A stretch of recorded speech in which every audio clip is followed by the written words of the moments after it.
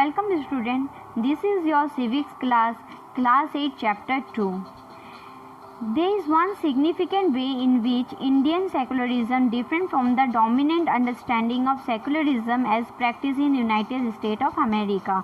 This is because unlike the strict separation between religion and the state in American secularism, in Indian secularism the state can intervene in religious affairs. You can read about how the Indian Constitution intervened in Hindu religious practice in order to abolish untouchability.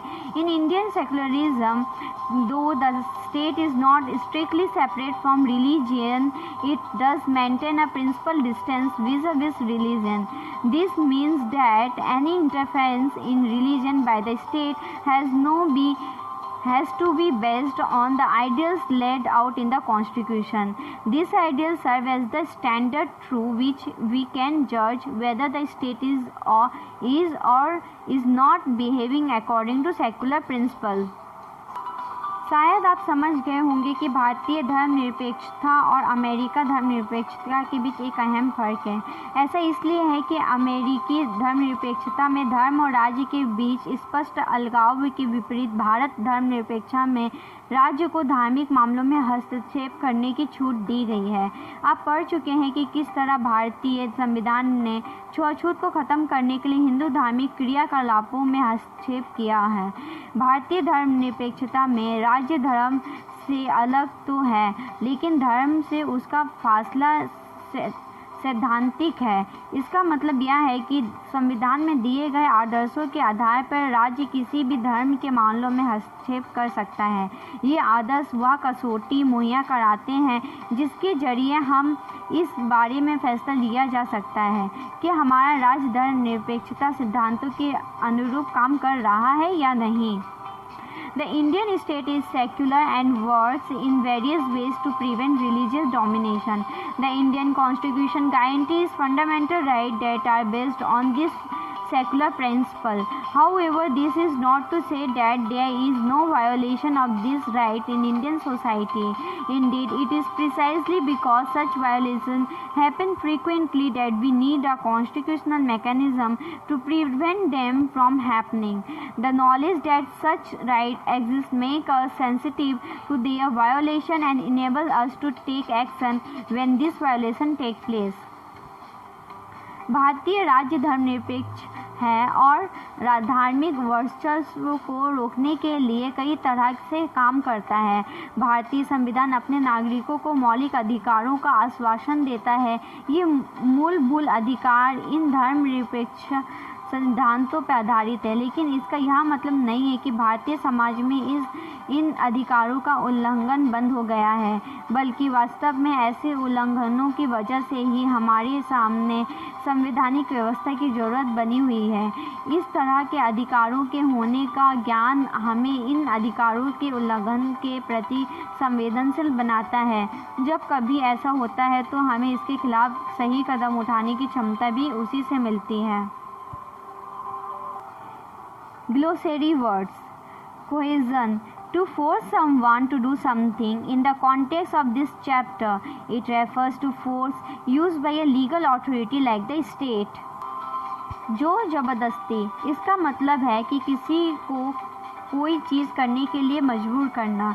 इस अध्याय के संदर्भ में यह शब्द राज्य जैसी किसी कानूनी सत्ता द्वारा ताकत के इस्तेमाल से है। Freedom to interpret. The independence that all persons shall have to understand things in their own way. In the context of this chapter, it refers to a person's liberty to develop their own understanding and meaning of the religion they practice. व्याख्या की स्वतंत्रता. सभी व्यक्तियों को अपने हिसाब से चीज़ों को समझने की छूट होती है। इस अध्याय में व्याख्या की स्वतंत्रता का मतलब है कि हर एक व्यक्ति अपने धर्म की समझ और अर्थ खुद तय कर सकता है। Intervene. In the context of this chapter, it refers to the state efforts to influence a particular matter in accordance with the principle of the Constitution. हस्तक्षेप. प्रस्तुत अध्याय में इसका मतलब है संविधान के सिद्धांतों के अनुरूप किसी मामले को प्रभावित करने के लिए राज्य की ओर से होने वाला प्रयास। In February 2004, France passed a law banning students from wearing any conspicuous religion or political signs or symbols such as Islamic headcrafts, the Jewish skull cap, or large Christian cross. This law has encountered a lot of resistance from immigrants who are mainly from the former French colonies of Algeria, Tunisia, and Morocco. In the 1960s, France has faced a shortage of workers and therefore had provided visa for these immigrants to come and work in the country. The daughters of these immigrants often wear headscarves while attending school. However, with the passing of this new law, they have been expelled from their school for wearing headscarves. फरवरी 2004 में France में एक कानून बनाया गया। इस कानून में प्रावधान किया गया कि कोई भी विद्यार्थी इस्लामी बुर्का, यहूदी टोपी या बड़े बड़े ईसाई क्रॉस जैसे धार्मिक अथवा राजनीतिक चिन्हों का प्रतीकों को धारण करने स्कूल में नहीं आएगा।